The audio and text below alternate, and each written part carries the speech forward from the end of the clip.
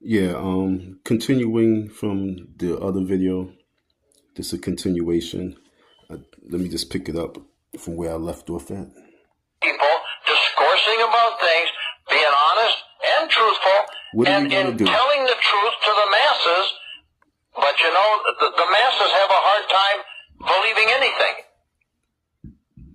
Well, we've done a great brainwashing job on them over the centuries, and especially the last few hundred years.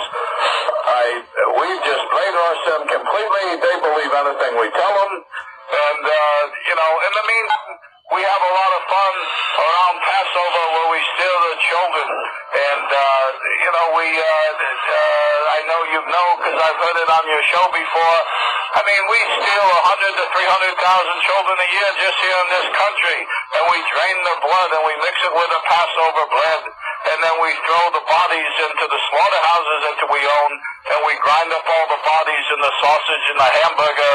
McDonald's is one of our favorite outlets. And the people, they eat them for breakfast. They eat their children for lunch. And, us Jews, we gotta do what we do. The most important thing to remember between you, Pastor Wickstrom, and me, Rabbi Aby Finkelstein of New York, that we both have two fathers, and so that's why we look at the world in two different ways.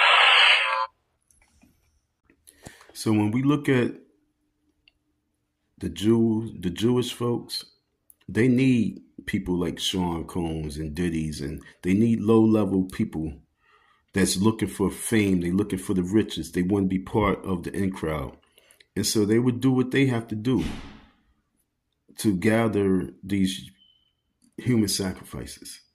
So when you look at human sacrificing, this rabbi basically said on Passover, we steal over 100 to 300 of your children in this country alone, let alone all the other countries.